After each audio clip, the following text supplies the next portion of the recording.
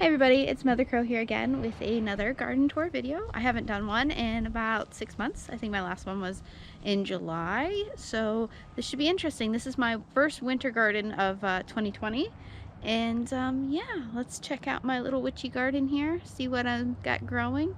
For those of you new to my channel, I am totally a hedge witch. I love plants and I grow a lot of plants.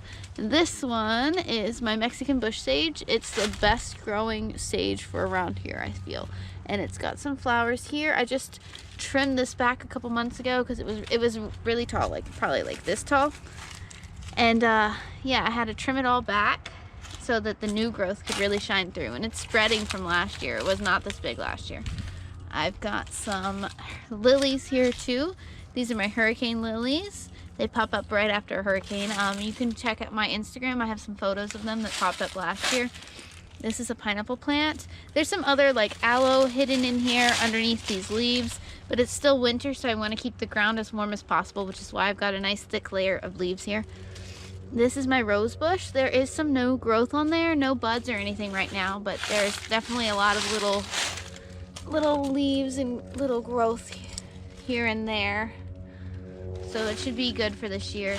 This is my mom's. I need to cut off all the dried flowers because it did just flower recently. These are still doing amazing. I got this for $5 at Lowe's on the clearance rack, and it's given me so many flowers. I love looking at them. They're really pretty. They don't do much for the pollinators or anything, but they're just really pretty.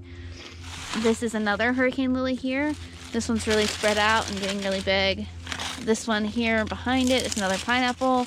And then in here is some Tradescantia. This is my cactus here. This one's doing really well. Really tall, prickly pear cactus. And lemongrass. I got some lemongrass in here now. I kind of trying to hide the fact that this is a trailer and we have that trailer hitch in the front. So I'm trying to hide that with some more like tall bushy plants. So lemongrass here, and then my yellow hibiscus in the back. There's another pineapple in there. I don't know if I'm keeping that one. I don't really have much place to put it. This is another pineapple here, and another lily here, another pineapple here, another hibiscus. This is a pink hibiscus. This one was grown from a cutting. Vicky accidentally broke a piece off of my other pink hibiscus, and I stuck it in the ground, and it got roots, and it grew, and now it's in its own pot. I've got these new jasmine vines, again from Lowe's clearance, only $1. They're really tiny. It'll take them a while before they grow really big and smell really pretty. Here's another one, Lowe's clearance. This is my salvia, and it completely died over the fall, winter, and it's starting to come back now. We've got some growth. Some of it's coming back, not most of it, but some. So I'm just happy that it's coming back at all. I'll get some pretty flowers from it, and then that'll be the end of it. This is my peach tree here. It's still alive, even though there's a lot of bare branches. This is my mother of millions, believe it or not. It grew so tall, and it got taken over by my jasmine vine. My jasmine vine that does flower and will flower this year, but it grew so tall. Look at these flowers. This is the mother of millions flowers. They're pretty cool looking, and that's just a really tall, lanky mother of millions plant. I really shouldn't even be growing mother of millions because it's so invasive. Look, there's one popping up here. So invasive. I mean, it just takes over your garden. So this is a jasmine vine again. This is my succulents again. They're still doing fine. I mean, succulents do fine here. They're really big.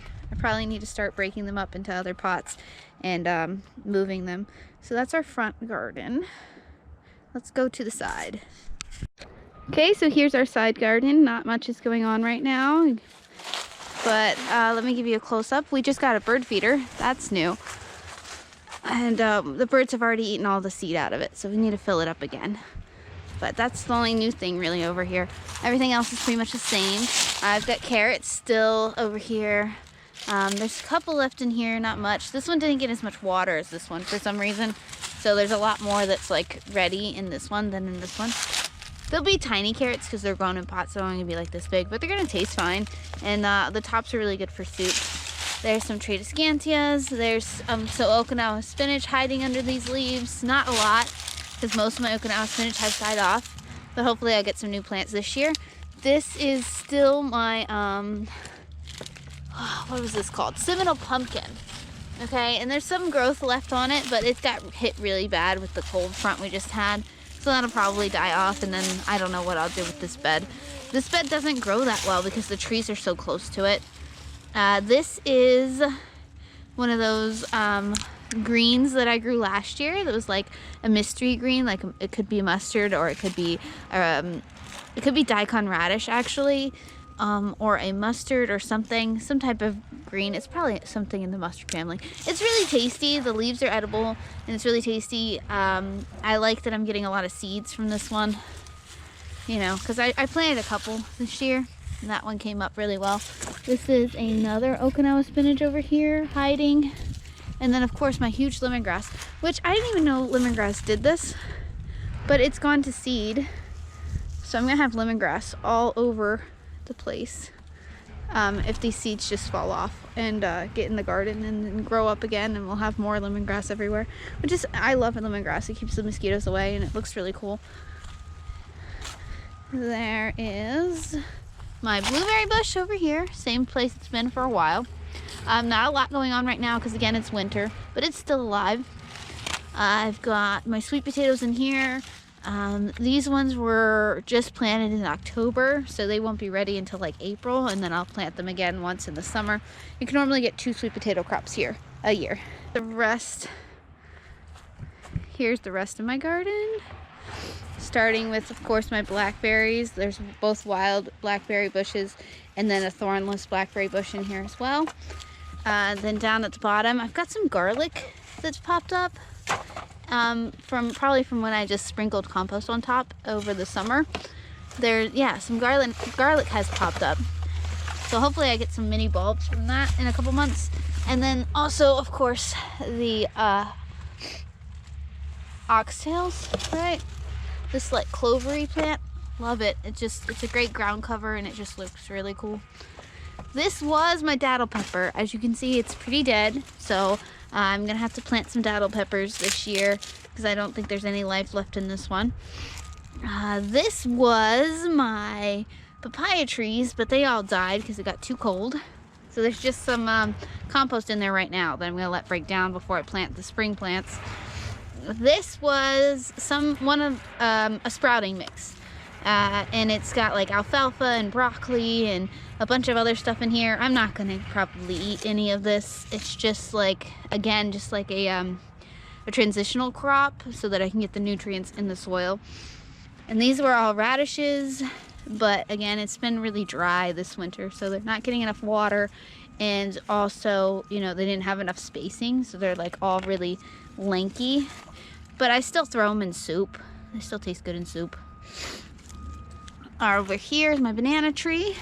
It got hit bad this winter. Way too cold for this banana tree.